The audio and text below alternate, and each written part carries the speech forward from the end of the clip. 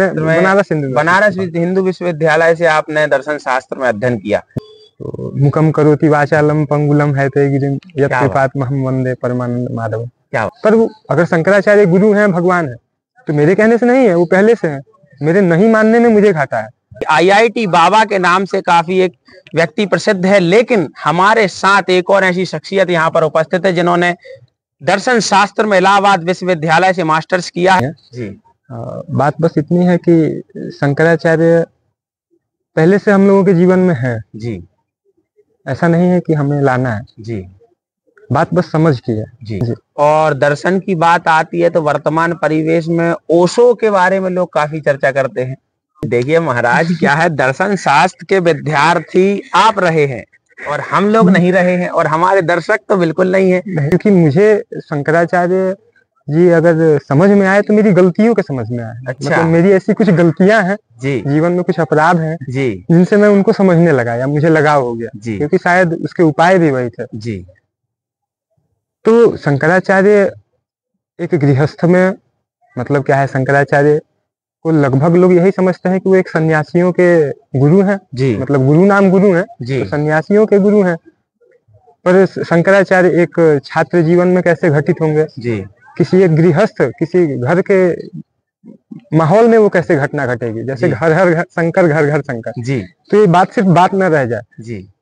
किसी एक मजदूर और किसान और एक गरीब के घर में भी ये घटना अगर घट जाती है तो शायद ये और अधिक अच्छी रहेगी। आपने बोला कुछ गलतियां आपने की, उसके पश्चात आपको यह लगा, तो मैं चाहता हूं कि तो गलतियां पर्दे से बाहर आकर लोगों तक पहुंचे कि ऐसी कौन सी गलतियों के बाद आप आदि गुरु शंकराचार्य जी से प्रेरणा लिए और ऐसा आप ऐसे, मैं चाहता हूं कुछ बताएं आप। और जो आप जिस प्रकार से जो आप बात बोल रहे हैं वो बड़ी विचारणीय है, लेकिन मैं चाहता हूँ आम लोगों तक सरल से वह बात पहुंचे, तो मैं चाहता हूं उसको थोड़ा सा एक्सप्लेन करके आप बताते जाएं। एक्सप्लेन वाली बात है कि अद्वैत व्यवहार जिसको लोग प्रेम और भक्ति में, शंकराचार्य को तो थोड़ा सा अलग कर दिया गया जी।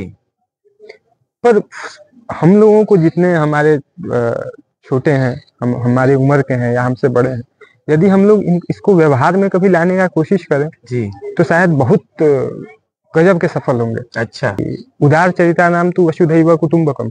हम जिस स्तर पे बात कर रहे हैं, अगर उस स्तर पे परिवार की बात करें तो फिर कोई बात नहीं, फिर तो एक बात हो जाएगी। आपको इसमें दिल से इसके लिए समर्पित होना पड़ेगा, मतलब सही में आपको अपने आप को नकारना पड़ेगा।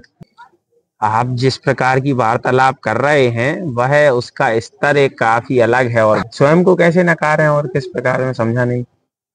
अपने को नकारना सबसे आसान है। बात यही है कि एक अच्छे इंसान के लिए सब कोई उसका परिवार है। आप उस उम्र में ढूंढ लीजिए उस परिवार को। आप अपने से उम्र के किसी महिला को अपनी बड़ी बहन देख लीजिए, या अपने से किसी छोटे लड़के को अपना भाई देख लीजिए, पर वो पहले से है, उसकी उपस्थिति पहले से है, निरंतर है, आगे भी रहेगी। हम नहीं रहेंगे।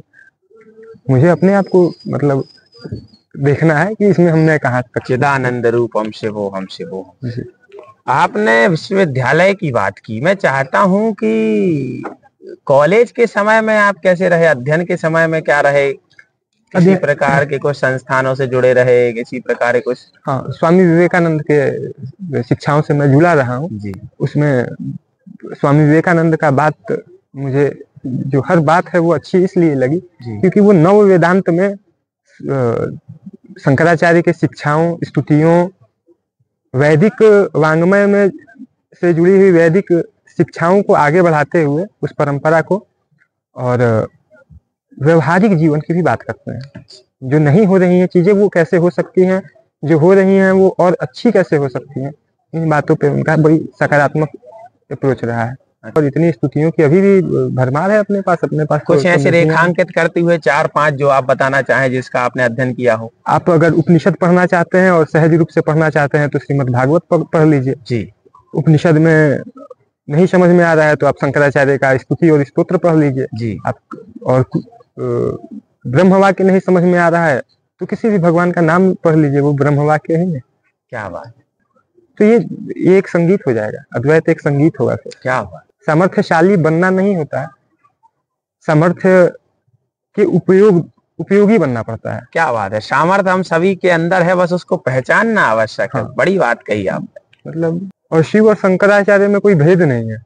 मतलब शंकराचार्य बीते हुए कल नहीं है, वो सदा आने वाले कल है। अच्छा जी।